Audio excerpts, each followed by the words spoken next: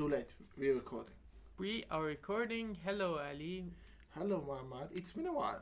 Yes, 3 weeks, I think, because Yeah, the last week, so the first week I was sick. yeah, The second week you had some stuff to do, some I papers needed to write. write a 30-page paper about the effects of Hammer horror films on Tim Burton. And how was it received? I don't know. I haven't gotten the. Yeah, I didn't do a good job. I mean, I, hopefully I we'll did do a good enough job. good enough. Yeah, that's Yeah. just enough. So we have sort of an unofficial trilogy so far between our last two episodes Yes, and and this one. just like The Godfather, the third part has been delayed significantly, and it's probably going to be more disappointing than the previous one. Yeah, Uh, I agree. but Speaking of The Godfather, next month is its 50th anniversary. yeah, 25th of March, if I remember. Nice. And we might do an episode on Yeah. it. I mean, we'll definitely do something, but Yeah. Also, there is another anniversary which we're gonna do for all of you art freaks out there. But I won't tell you what. Yeah, it is. let's not spoil that one. Yeah, but it's very artsy. So It's very weird because I haven't seen it actually. neither of them. The other one, the newer one, I have bits and pieces of, but Okay. the old one, no. Well, you should watch the old one. It's great. I'm probably, I mean, I have to, but I'm kind of curious. Anyways, Oh yeah. welcome to Wait, I've seen it before, where we talk about one story, two interpretations, even though both of those interpretations may not be quite well. One might be Yeah. quite shit. Yeah. Uh, I mean, I have notes. he has notes. And if you're hearing this crinkling thing, I have kind of an obsession. It's basically a fetish at this point. I take paper, like Okay. regular copier paper, and I spray it with water, and then I let it dry out, and it becomes like crinkly, and it makes everything feel important. You can write something as Pac-Man fever, and it feels like you're writing legislation in 1800s. I mean, that just works. If you do it with coffee, it yeah, will it's- turn brown. So Yeah. No, I just want a texture. I don't really care about the color. nice. So, let's do pixels later. Oh, Really? Yeah. Let's first start with the Last Starfighter. Oh, Yeah. by the way, before we do that, let's talk about what the hell is the trilogy, because So yeah, right. We did the first one, which was Mortal Kombat. We did. It was about movies based on video games, and then the second part, which was Free Guy and the other movie I don't care about. Ready Player One, the one I care about. It was about worlds, games in movies. Yes, And this third one is about gamers. my favorite people in the world. Gamers in movies. And for Yeah. whatever reason, we thought about Pixels. Because there are probably better movies than Pixels out there about gamers. To be honest, this one I think we started with the Last Starfighter. And then we thought, okay, what movie is like that? Oh, let's go with. I can't remember the discussion, but yeah. So, yeah. Let's just put yeah. that for later. Yeah. And Well, fun fact number one in this episode: The Last Starfighter is actually the third movie that was released in 1984 that we are talking about. oh yeah, we talked about Dune and we talked about the Sword of the Valiant. Yes, At some point, we need to talk about 1984. I mean probably We can put it next to V for Vendetta, but that's a whole other discussion. Because John Hurt is in both of them. It's a really fun twist. So yeah, it's actually quite weird that it has happened 3 times in a row. I wish I Yeah. had a nickel for every time that happened. You'd Anyway, have 3 nickels. yes, Which actually would be quite a fortune in real. that is true. I can, I don't know, buy a drink or something. Yeah. So before we get to the pixels, because I imagine bulk of this episode is gonna be us shitting on pixels. The Last Starfighter. Oh, by the way, another weird connection that I sort of didn't realize until we watched it. Both of these movies are about arcade gamers. Yes, it's about 80s more than anything, even though Yeah. Pixels came out like 7 years ago to be more precise. But Yeah, yeah, 2015, I think. The Last Starfighter is. What did you think? Should we get into it? I guess. Yeah. Oh, first of all, for those of you who don't know, The Last Starfighter is about a guy who finishes a game, an arcade game, and like gets the high score and is recruited to go into outer space and do exactly the thing he did in the game to save a race. Yes, it's Star Wars. Not really. It's really it's a Star Wars clone through and through in every sense of the word. In the fact that there's a mentor that takes the young man to the space fights, and That's there's a as lot of old as time, though. You can't say that it's Lord of the Rings too. But in but there's no space dogfights in Lord of the Rings. There's a lot of space dogfights in both The Last Starfighter and Star Wars. Yeah, I guess so. But yeah, that's the general idea. And so, what did you think of it? I didn't like it. Seriously? No, I did not like it. I don't think. Have you seen it recently, or was I watched it recently for this episode. Right, okay. I wrote something about it on Letterboxd. You can check it out. Yeah. I don't know. Maybe.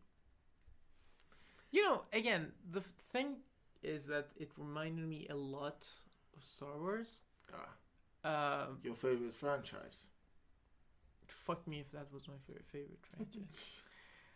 And that's a bonbon, as the French say. You can segue to your French hating thing if you want.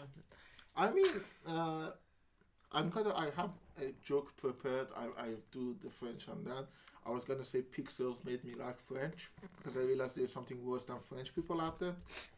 Well, there you go. Anyways, The Last Starfighter, I think it's a cult movie in many senses. Like, it has really bad visual effects, first of all.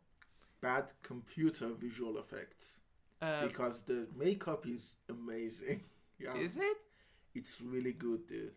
Poop Man? What? Poop Man? The dude that is probably looks like a rock, but looks more like shit. I mean, I can't remember his name. The guy with the big forehead, the aliens that he worked with. The makeup was actually really good, I think. Okay, to be fair, I might have been too disinterested in this movie because I was like, oh, no. I get it. That's some of the stuff that happens. It's an aggressively 80s movie. Yeah. Like, it's so 80s you cannot fucking believe. I think it's very mediocre.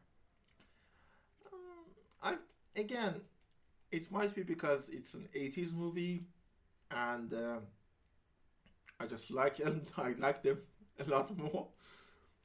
What do you like about the movie in general? Like, what is the point of the movie that you think, this is a competent movie made? So there were a lot of stuff that I liked about it. And, okay, there is another reason I like. I have a very fetishistic relationship with a lot of actors. Oh, nice. In the sense that I have a weird sense about a lot of actors where I really like them and I think, I want to see more of them. Robert Preston is one of them. I don't think you know him. No, this is probably the first time I saw him in a movie. Well, for musical fans out there, He was Professor Howard Hill in The Music Man. And his character here is exactly that in like space. And so there are a lot of stuff about 80s movies, a lot of cliches that I enjoy. So watching this movie was like a good, it was like a comfort food, you know? Mm-hmm. I admit, it's not the best movie out there. It's far from it.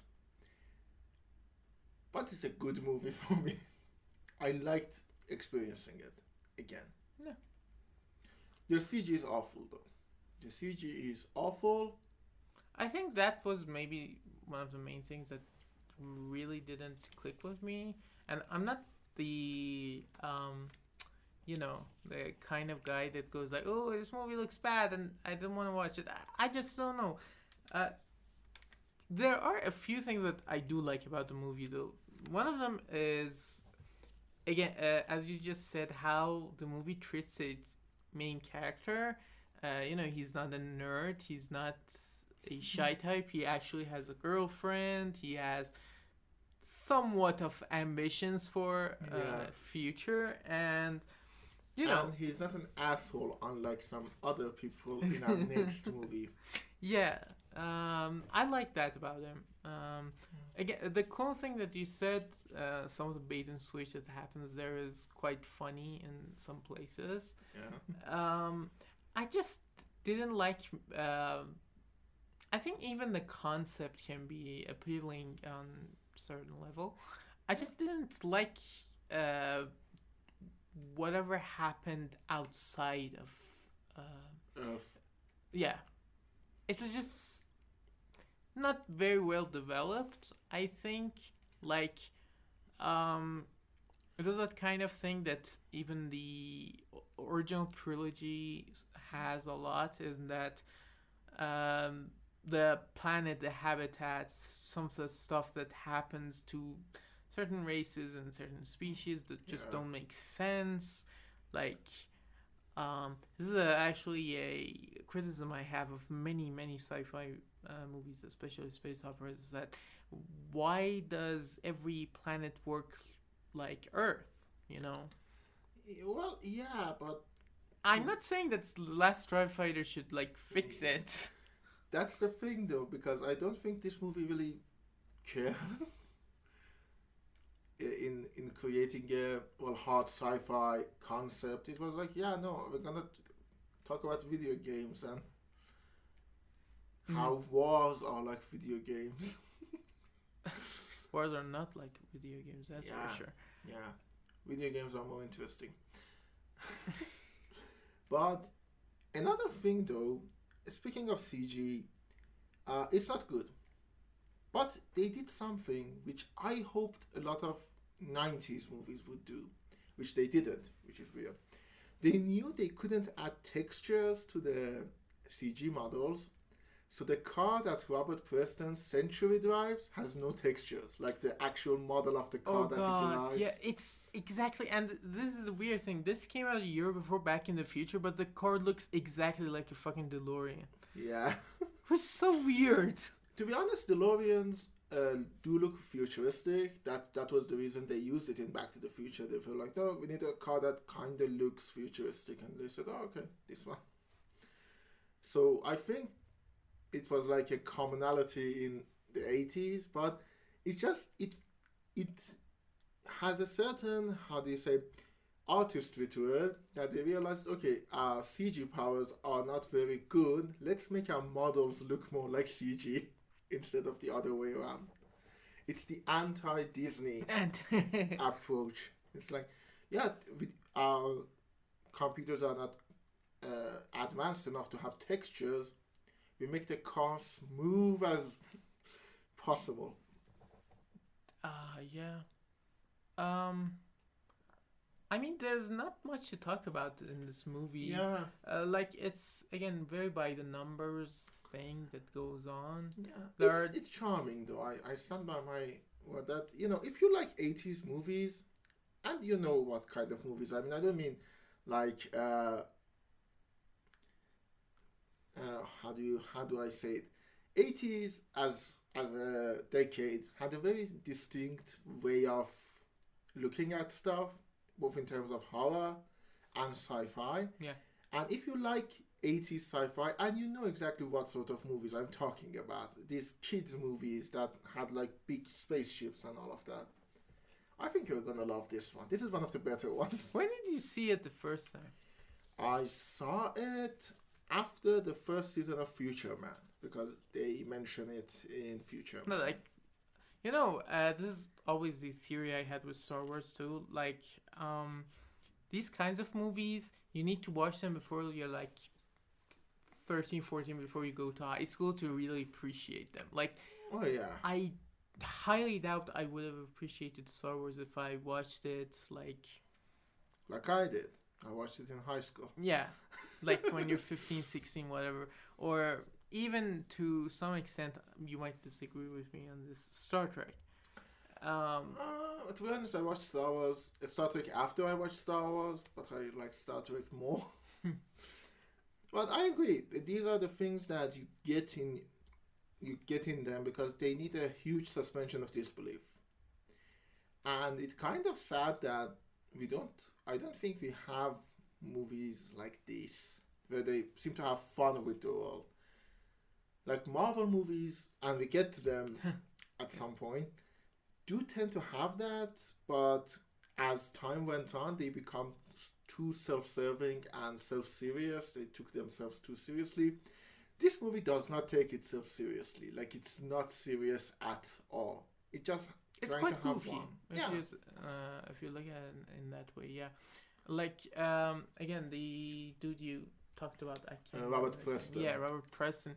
He is extremely goofy and fun in the movie, and in contrast to Sir Alec McGuinness, who didn't give a shit. Yeah. He is kind of having a lot of fun in the role.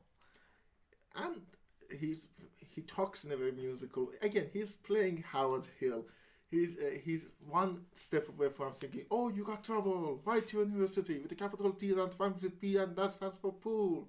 Oh, you got trouble, which is his song in The Music Man. Yeah.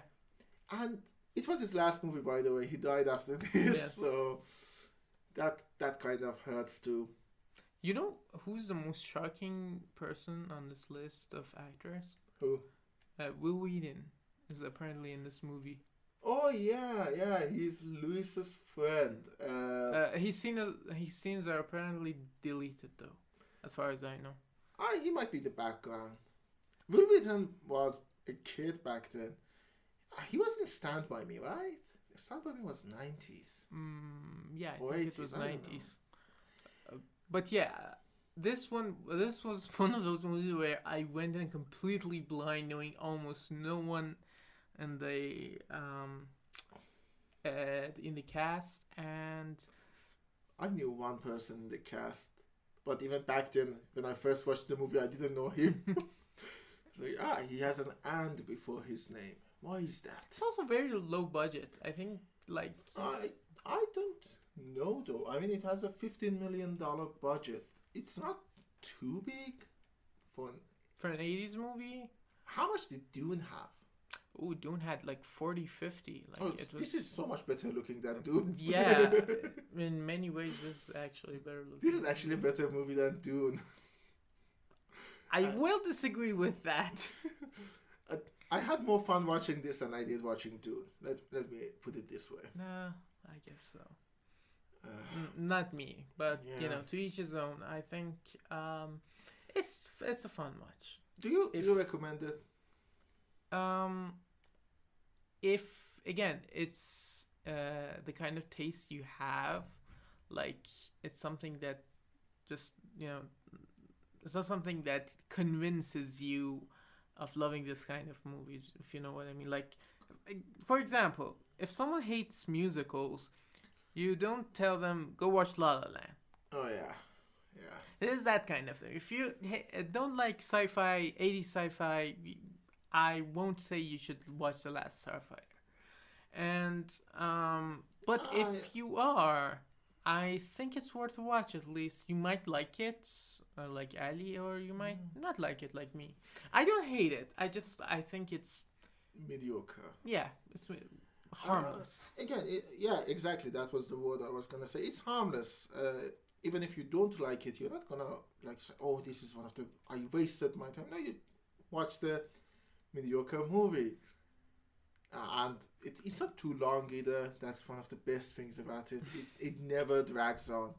Like I'm not gonna say it's not boring. There are some boring scenes, but it never drags on. It's not like, okay, get to the next part.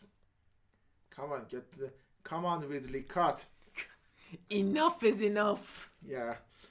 For the listen our next episode for that joke, because we're gonna a little bit behind the scenes. We're gonna record 3 episodes today. Yeah, and it's gonna be quite the train.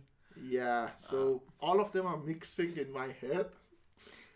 Anyways, I think that's all we have to say about Last Starfighter. The weird thing is, I know the next movie we're going to talk about, Pixels, is taken from a short movie, but it's oddly enough like this.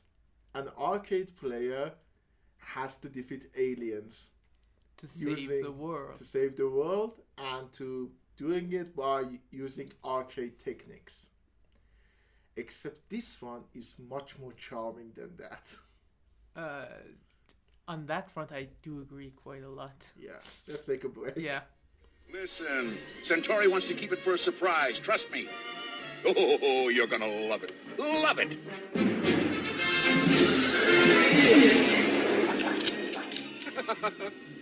The amusing thing about this, it's all a big mistake. That particular Starfighter game was supposed to be delivered to Vegas. Not some flea-speck trailer park in the middle of tumbleweeds and tarantulas. So it must be fate, destiny, blind chance, luck even that brings us together. And as the poet says, the rest is history. And we're back. Yeah. Oh I wish we weren't. Yeah. I think the movie Pixels, which we are currently talking about right now, is truly the first movie that has almost no positive aspect to it. Yes. Like, even with Mortal Kombat 95, I could see there are certain charms to it. The Shang Tsung guy. Yeah, Shang Tsung was fun. Like, I don't know, what other movies did we talk about? Old Boy, it had interesting ideas. There was some good stuff there, I guess. Yeah. Even in Ready Player One, which you don't like. I can appreciate, again, some of the things that happen. Pixels is not one of them. Pixels has no redeeming quality whatsoever, and I watched it the second time. Yeah. You did too, of course, obviously. In my Letterboxd review, I wrote, I can't talk about a lot of things, but I just want to say I regret every decision in my life. I'm sitting here needing to rewatch Pixels. The only thing that I sort of liked was Brian Cox, but that's because I like Brian Cox. And it was kind of fun to imagine him as Logan Roy in the movie. A PG Logan Roy who couldn't say fuck off. So what a weird movie. First of all, let's talk about the biggest issue with this movie. A huge amount of it takes place around the game Pac-Man. Pac-Man is a huge character. It is a character, not that big though. Like, I mean, the second challenge is about Pac-Man. Yeah. He talks about knowing the patterns of Pac-Man. We see Pac-Man's creator. They don't use the song Pac-Man Fever. You can't even do lazy movie right. Like, okay, this is a bad movie, but even bad movies usually have a standard in them. Like, okay, you make a movie about arcades in the 80s and Pac-Man is in your movie and there is a chase with him. You need to talk about you need to play Pac-Man Fever. And the funny thing is, there are a lot of licensed music in this. Yeah, a lot of shitty ones. Like Everybody Wants to Rule the World. Yeah, there's Everybody Wants to Rule the World. There's, I don't know, some other bunch of stuff. Surrender. Mommy's alright. Daddy's alright. The movie actually opens to that. Yeah, and ends to that. Yeah. And okay, there are a lot of things I want to talk about but all of them are intertextual. They're not about the movie's quality, they're about what the movie is trying to do. So, for those of you who don't know what the movie is about, it's about Adam Sandler. It's an Adam Sandler movie. Like, yeah, saving the world via video games, and not even the cool ones. I mean, come on, Pac-Man's kind of cool. Yeah, but Donkey Kong's fun. It wasn't even. It was the original Donkey Kong, like the Mario. They made Wreck-It Ralph. Wreck-It Ralph was so much better. Wreck-It Ralph was so much better. Obviously, but comparison aside, I think the biggest fault of this movie, like I remember the first time this movie was announced. This movie, by the loosest term. The first time it was announced, I was a bit excited at first, but then I actually read the news in some magazine. But then I read Adam Sandler was going to be in it, and I was like, no. Yeah. Oh God, please no, God. That Michael Scott gave. And Chris Columbus directed this movie. Oh God, that was the most heartbreaking part of it. Was it though? I mean, he made Home Alone. He Chris made Columbus, the first Harry Potter movie. The first two ones. The second one is actually my favorite. I know everyone likes the Alfonso Cuarón one, but I like the Chris Columbus one. Yeah, that's okay. What happened to you, man? I think he just, is Chris Columbus, in my opinion, at least, based on Percy Jackson and Pixels and some other stuff he has done lately, is a guy who's stuck in the 90s a bit too much. Yeah. Like, some Pixels is actually a lot like movies from 90s, but with higher definition cameras. Yeah, I exactly. guess. And the humor is 90s. The humor is very 90s. The script is awful. I don't know who wrote it. There were a bunch of people. Like it wasn't just one person. It's based on a short movie. I haven't watched the short movie because honestly, I don't really care about Pixels enough to search more stuff about it. I know Mortal Kombat, I watched a whole bunch of shit for it, but this one I'm not going to. It's actually by Tim Patrick Herlihy, a Broadway musical book writer. What musical did you write? I'm so sorry, but we need to talk about this.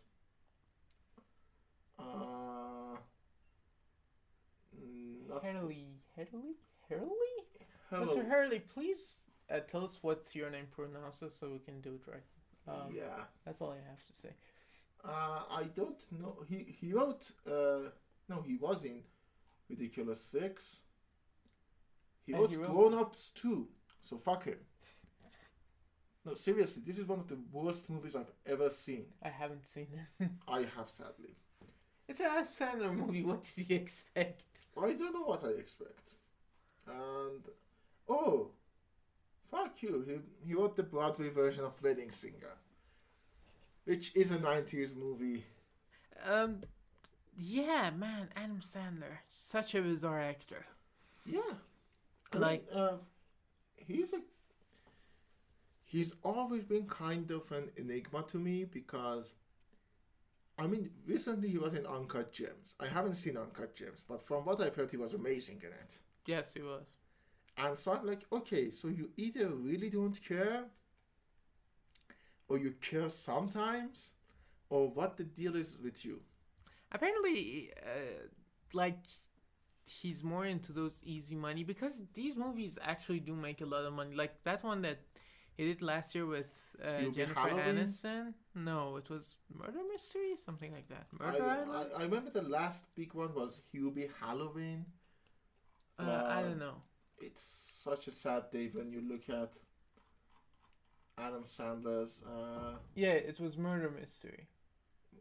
Murder Mystery was in 2019. Yeah, he did it with. I remember this. Hubie Halloween, which was Okay, 2020. I can't remember that. I remember it from Red Letter Media's Oh, discussions. okay. Anyways, Sandler, Okay. first of all, do you think he's a funny guy? No, I think he's a great actor. I don't think he's funny. Me too. He's a very shitty comedian, especially on SNL. Like, I watched a bunch of old stuff. He had a chance of being around Chris Farley, which was a really funny guy, but he himself was not funny at all. Yeah, he goes for that deadpan kind of humor, I think, which just doesn't work. He actually had an SNL co-worker that did what he wants to do much better. The late Norm No, Macdonald. McDonald. Yeah, exactly. Like, with deadpan humor, you need to have a very, I don't know, maniacal face in the sense Yeah. that you know you're gonna put someone through a lot of misery just to get to the point of your joke, just like Norm Yeah. did. Sandler doesn't have that. Sandler is too goofy to be like that, I think. Yeah, Um, and yet he's not goofy enough. I You know think what he I just mean? doesn't care. No, I mean in the times where he did care, like the wedding singers, like Billy Madison and all of that. For example, I can't remember a good comedic role for him even. like, 51st States, I think. Unless you consider Punch Drunk Love a comedic role, though it's more romantic. Yeah. Anyway, To be honest, I think like when I think of goofiness, I think of Conan O'Brien. yeah. And Sandler doesn't go that far, and he's stuck in the middle. He doesn't know what he wants to be, basically. I agree with that, yeah. And okay, so this movie is shit. I don't even want to talk about the story. It's really simple. So, actually, is it? It's a really simple concept to make complicated but stupid shit. Yeah. But let's not move from actors in this movie because Yeah. the most egregious example of an acting I've ever seen in my life ever is Josh Gad. Yeah. Josh Gad, go fuck yourself. I completely agree. To be honest, he's very lucky that James Corden exists. Because if he wasn't there, he would have been the worst thing to happen to musicals. But no, James Corden exists, so James Corden is the worst thing to happen The to second musicals. worst thing that has happened to musicals. Yeah, it's Josh, yeah. He had one good role, and we didn't even see him in that. Why? Olaf. In Frozen. Oh, right. He's just so... He plays a weep, basically. Like someone We who's get in love to with that. a... I actually want to talk about that a lot. Alright. Because, I'm sorry, is it But- my phone? I think it's yours. I'm sorry, I posted a picture, for those of you who are wondering what is that, my phone is on the table and it vibrated. I posted a picture of myself with a white beard, Yeah. and people are really, Commenting on... yeah, liking it for some fucking reason. So, Josh Gad. Josh Gad, fuck him. I want to talk about him a lot because I think Okay. his whole character and his arc is not only insulting, it's very dangerous. Yeah, it is. Michelle Monaghan just doesn't give a shit. Yeah. Brian Cox doesn't give a shit. Sean Bean doesn't give a shit. The only person who actually I didn't hate was fucking Kevin James. Kevin James is okay, I guess. Which is better in than... between, there's that saying, in the land of the blind, the one-eyed man is king. Yeah. It's that situation. Yeah. Oh, Um, Peter Dinklage. And I like Peter Dinklage a lot, but he is so bad. He's so Yeah. baffling in this movie. God, the cast just drags the whole movie down by quite a lot. Yeah. And I don't know if you're a fan of 30 Rock. I haven't seen it, no. Well, Jane Krakowski is in 30 Rock. And I really liked her in it. In this movie, I don't know why they have her. She's Yeah, she's basically like in 2 or 3 scenes max. yeah. And okay, let's take a break. When we come back, I want to talk about the notes I have written. Let's hear about Cinnamon. What does she look like? Oh, God, are you kidding? I want to know. She's a husband-stealing Pilates teacher. She's hot and limber. That doesn't matter. Yes, actually it does. She's not perfect, though, right? Girls like that who steal husbands, they always got one thing wrong with them. Come on. Her forehead's too big. Oh, Mole on the chin. no. 2 different nostrils. No. She's flawless. She is. I mean, her eyes. Okay, her eyes are a little far apart. Kind of looks like a flower. And we're back. Okay, first of all, this movie is not only bad, it's insulting. It perpetuates a lot of bad ideas, Bad stereotypes. bad stereotypes, and it's very dangerous in how it presents itself. The first thing I have is the need for Gen X nerds, which is Adam Sandler, to feel cool by doing what the military does. There is not a subplot. The plot of the movie is that these guys, these nerds that spent all of their time playing video games, now get to be the cool guys. Now get to give orders to the military. Yes, because they're fighting video game avatars from outer space. Yeah. And they know how to shoot guns because the tactical knowledge of learning the patterns doesn't manifest in anything useful. So in order for them to be useful, they need to learn to shoot guns, which is basically the glorification of, you're only useful if you know how to shoot guns. Yeah. And it's not very good because it's a trend that it feels like it's pandering to a very specific kind of audience and not the kind you want to be associated with. You know what kind we're talking about. Yeah. Anyways. Yeah. The kind that has... Do you know Wings of Redemption? I'm aware of it, I guess. Yeah, that guy.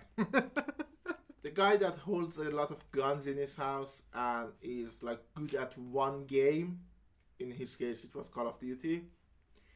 And that's everything he knows how to do.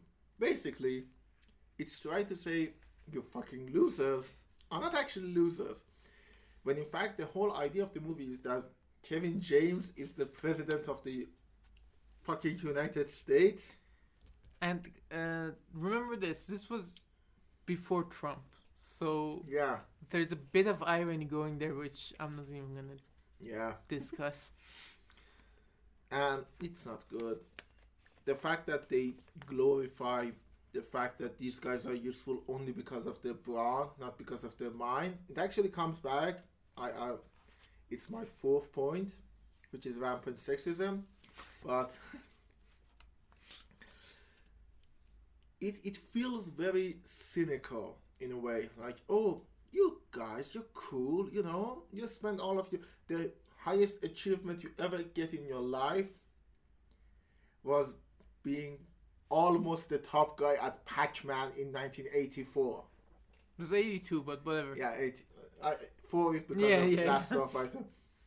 So you are actually cool, and your skills are needed if you just learn how to be in the military. So I don't like that. I know this is gonna. I don't give a shit if this is gonna bring us down, but I'm not a very big fan of American military. I'm not a very big fan of any military. Be careful, the FBI is gonna come in anyway. Yeah. I mean, not the FBI because, they're not here. CIA is gonna do their dirty job. You dirty, dirty dogs. Well, I mean, to be honest, I doubt anyone is a big fan of, outside of United States, a big fan of American military. I know we here in Middle East, we really don't like you people. Like, there are some people that do like it, but not that many. who? Trust me, I know.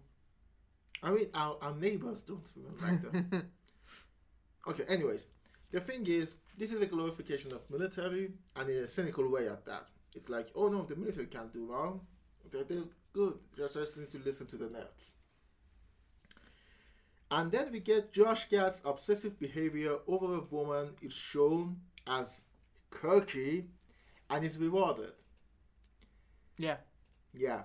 Josh Gad's character, which is Ludlow,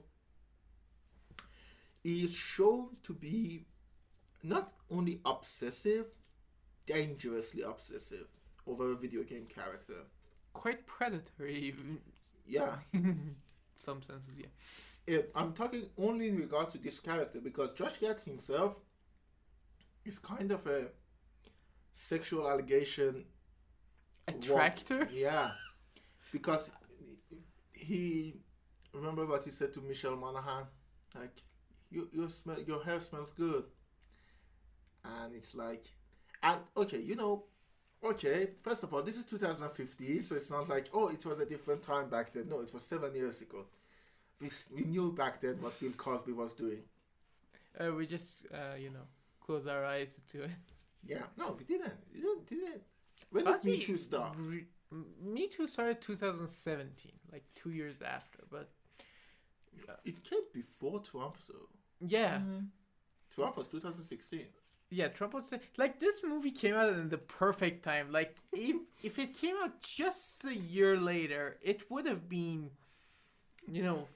blown to pieces. It should have been. Even back then, it wasn't okay. Because they play off all of these predatory impulses as, oh, it's just Josh Gad being Josh Gad. Being quirky and being weird. And at the end of the movie, he is rewarded because of that obsessive behavior. Like, the reason Lady Lisa was the character, Ashley Benson. Another actress was Lady Lisa. Yeah. I know her from How I Met Your Mother. She was Barney's sister. How did you remember that? I love that show, and I couldn't even remember that. I might be wrong though. I think she was Barney's sister. Yeah, probably. And to be honest, she's like the modern Tara Reid. For those of you who don't know who is Tara Reid, she was in American Pie. Yeah. And then nothing of significance. She turned into voice acting a lot. Like, I'm 90% sure she did one of... she did Harley Quinn in one of the Arkham games. Maybe the first one. It's Tara Strong. Is that Tara Strong? I think it's Tara Strong. Okay, then I'm wrong. Because Tara Strong is Harley Quinn, I think, in the original. Yeah, Batman you're right. Yeah, I mixed them up. So it's rewarded because Ashley Benson doesn't attack him because he professes his love. And it's such a creepy scene, and the way they just brush it off is... I think it has more to do with game... oh god, we're gonna get flagged. No, we need to get to that. Because if Last Starfighter was harmless in its depiction of gamers, Pixels is exactly the opposite of that. Yeah. It's basically telling you that, doing all of the toxic gamer shit will get you the girl. And that's not right. Like, that's not right, yeah. Especially in these days, like, gamers have really become really, really toxic, not just to the other players, but like to developers, the I don't know, fucking voice actors. I don't know why I spend quite a lot of time on Reddit, and like I always see people complaining about new games being bad and microtransactions and whatever. Yes, those things are bad. There are some bad things going on in the gaming industry. I can't deny that. But it doesn't mean that you need to be toxic about it. It doesn't mean that you need to always complain. It doesn't mean that the thing is that you need to be racist or sexist. Yeah, exactly. Like, you're mad at... Let's say you're mad at Last of Us 2. I understand why you would be mad at that. You might say, oh, the story is bullshit. Okay, I agree. You should be mad at Neil Druckmann.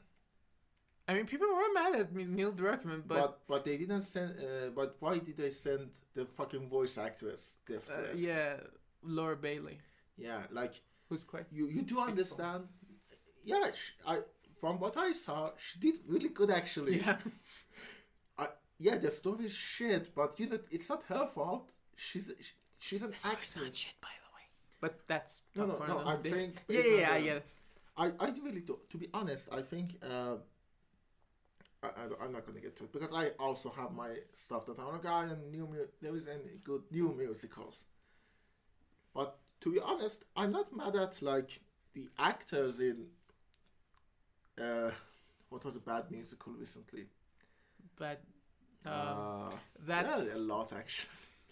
Into the Woods, for what example. was Which one? the other Meryl Streep one? The one that came Prom? out. Yeah. I haven't seen it because it has James Corden in it, and even though I want to see Nicole Kidman sing, I don't want to see James Corden sing. Like for example, Cats, which to be honest I didn't really hate, but for example, let's say I really hate Cats, and I don't realize why and I'm mad that Cats represents a lot of the things that I hate in musicals. I'm not mad at Tom Hooper, the director. I'm not mad at Rebel Wilson for doing a bad job. I'm mad at the whole fucking system. And yeah, I'm mad at the whole fucking system. We get to Disney in our later episodes. I'm really mad at fucking Disney for what he's doing. But the thing is, the suits are doing the decisions, not the fucking developers. Why do you send death threats to the developer? Yeah, it's quite nonsense. I'm kind of a gamer. I'm not really, but I'm kind of a gamer. But it's one of those things that I really don't like to be associated with, like Rick and Morty fans. I love Rick and Morty. I hate to be known as a Rick and Morty fan. So this movie is actually sort of arguing that no, all of those things are actually right.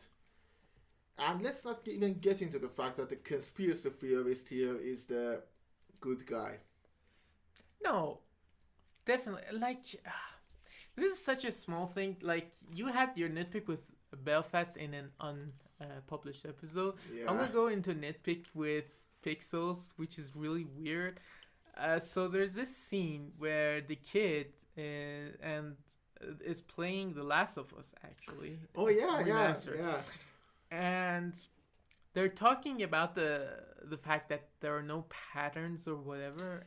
I don't care about that. The funny shit is that the kid is holding a PlayStation 4 controller, which is actually sitting right there on my table. And as you can see, there is a bar there that glows when you turn it on. When the kid was playing, the thing was not on. There was no bars, with lights. There was nothing. Also, there was no HUD. But Last of Us doesn't have a HUD, I think, right? What? User interface. Oh, it does, but it's very minimal. Whatever. It looked like a movie, though. I can't even remember which part of the game, and I love that game to pieces, but I can't remember which part of the game you were playing. Anyways, like, it's clear you don't care. Yeah. And seeing this kind of behavior being encouraged on top of that is just like, it's insulting. Yeah. These kinds of movies are Bad.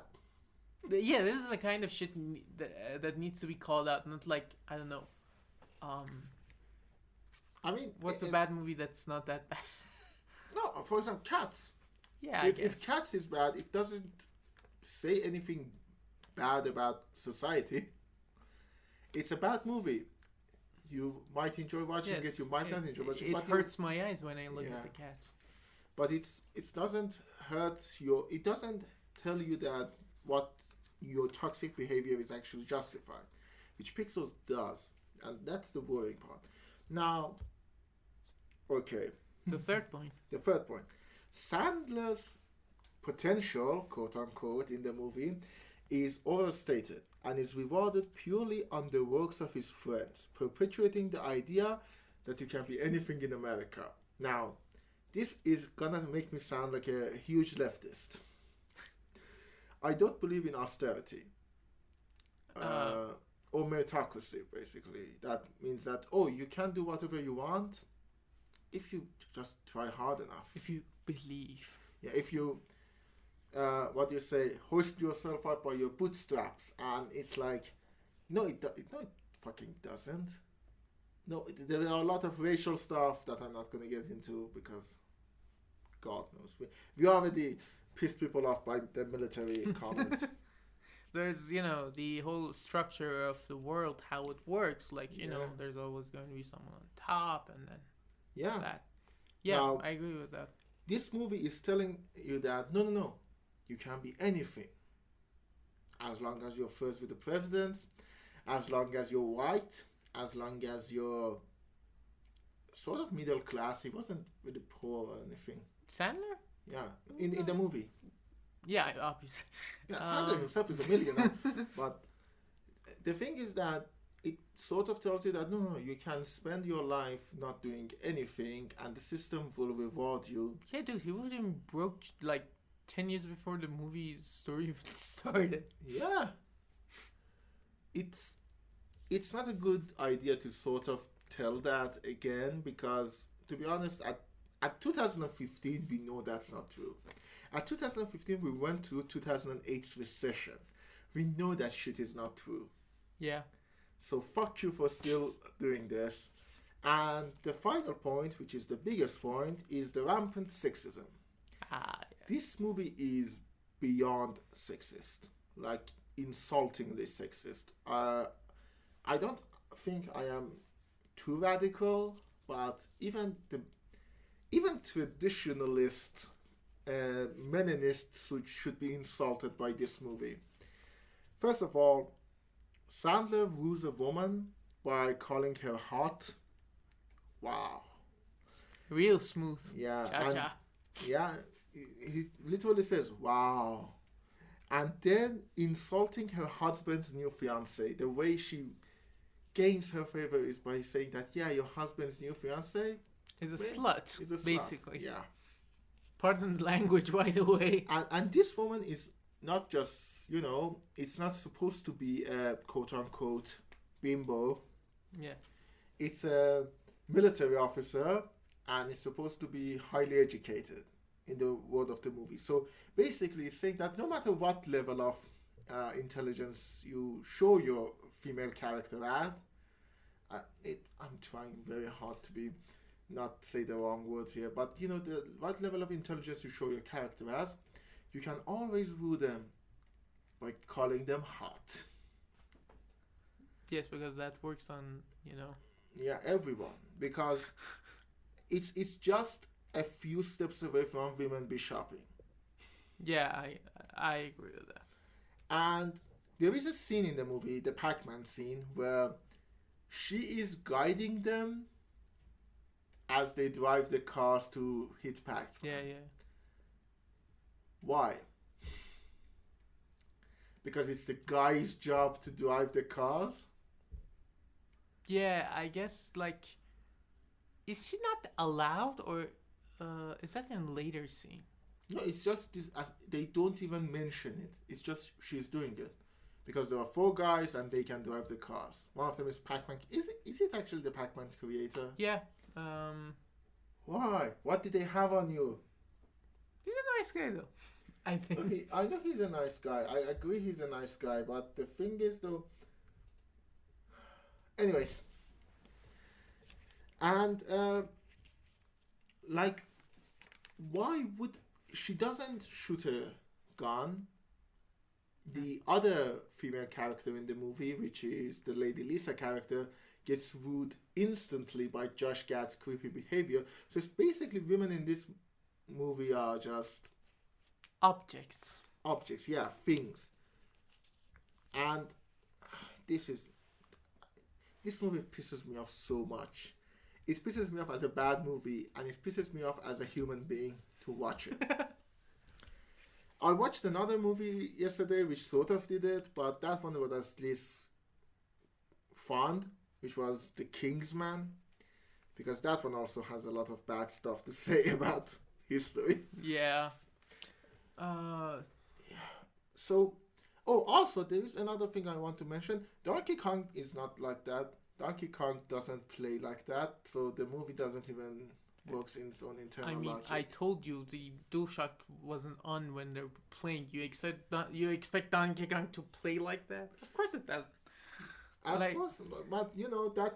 I mean, by the movie's admission, it cares more about older The plot games. makes absolutely no sense. Of course. Aliens see a bunch of arcades and then they're like, okay, let's send fucking, I don't know. Qbert. Yeah. Which turns into a sexy girl. Yeah. But that's not Okay. creepy at all. Yeah. And the mid-credit scene. What was it? Josh Gad and Qbert have a bunch of Qbert babies. Oh, right, that one. Fucking hell. Yeah, this movie's fucking weird. Yeah. And it's bad. And you shouldn't see it. I doubt you would, but you shouldn't. No one remembers Pixels. Like, how much did it sell? Ooh, Not too bad. so 244 million. Against a budget of 120, if I'm 129. 129. So it basically made a profit. Barely matched. Because, you know, there's a bunch for marketing and stuff like that. But Fucking hell. Adam is Sandler sad. movies do sell. Yeah. Quite unfortunate. Like, This is good movies and bad movies, usually. yeah. It's not good. It's it's very saddening to see that these movies are still being made, and the fact that Adam Sandler keeps making these, like Hubie Halloween was in 2020, so it's like, You can do better. yeah, but can he? He can do better. As He an just actor, doesn't yes, want but- to. yeah. It's easier to do this than to uncut gems. Yeah, it's rolling Uncut Gems. Like, he wasn't even nominated for that role. It's Yeah. something else. You know what's weird? Who were the comedians around Sandler's time? 1980s, basically. It was Norm Macdonald. I mean, you had Norm, You yeah. had Ben Stiller. Yeah. You had Pauly Shore. For Yeah, those of you, sure. but that's a deep cut for those of you who don't probably know. You can't say Steve Martin, though it's a bit... Steve Martin's 70s. Yeah, he was like in his what did it say? Peak. In his peak. I mean, Sort Steve of. Martin is basically the 70s humor, though. Like, he's the new Hollywood humor. Yeah, okay, I can agree with that. So, all of the other comedians around Sandler sort of moved on. Like Norm Macdonald, we talked about him. That said, the episode was unpublished. Yeah. We talked about how Norm Macdonald sort of realized that, as you go on, you realize that the world around you is changing. Norm Macdonald never made a trans joke, basically, because he said, why would you marginalize an already marginalized group? Yeah. And Stiller is, I bet, I'm sure, out of everyone I said, Stiller probably is the more successful one. And he's done a lot of cool shit. One of them was with Sandler, which was Meyerowitz stories. Yeah, the Noah Baumbach movie. Yeah. So it's Stiller is like the more successful one. So all of them have moved on, except Pauly Shore. We forgot about Pauly Shore, rightfully. And Sandler still seems stuck. And the sad Yeah, part is, I think the thing is he's just okay with it. Like, he doesn't that's the care. sad part. He That's the can. really sad I part. can be good. I can put effort, but why should I? And to be honest, why should he? Yeah. He's getting money. Who cares? So yeah. That was... Obviously, we have to ask the question that, do you recommend Pixels? I recommend you buy it and burn it. But don't actually do that because you actually are giving them money. I think if you, after all that we said, if you want to watch this movie, fuck you. You're part of the problem. You're either one of those toxic gamers that want to sort of see your weird obsessions get realized, or the kind of asshole who actually likes rampant sexism. So the answer was no, by the way, if you Yeah. still didn't understand. Yeah, it's kind of sad that we don't have any good movies about gamers, but I mean, Ready Player One. yes, sure. A revolution was started by the gamers. Yeah, Let's not do that one again. to be honest. It's kind of weird. As we're talking about this, by the way, it came very recently that Microsoft bought Activision and Sony bought Bungie, which Yeah. feels more like a petty Well, insult. the deal was 4 billion.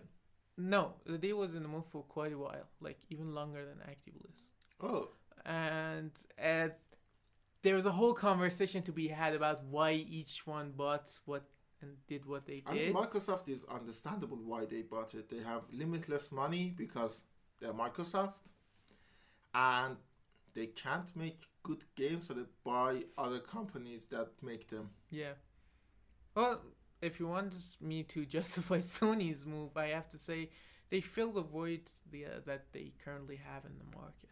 In Yeah. that sense. So, but that's not the topic of our discussion. Our topic I'm was just saying that it's a weird time to see.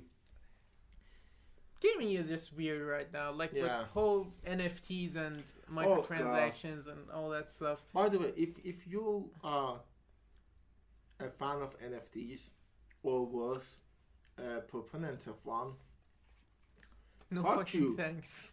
No NFTs. No fucking thanks. yeah, no fucking thanks. Or, oh my god, there was a Novin film taught. There was one in, it's on my way to my father's house. I'll take a picture of it or something. So, I guess that is the end of our trilogy. We Yes. started, Just as I said, maybe the first two might be masterpiece, but the third one always stinks. That's the cinematic curse, like for a long while. not really.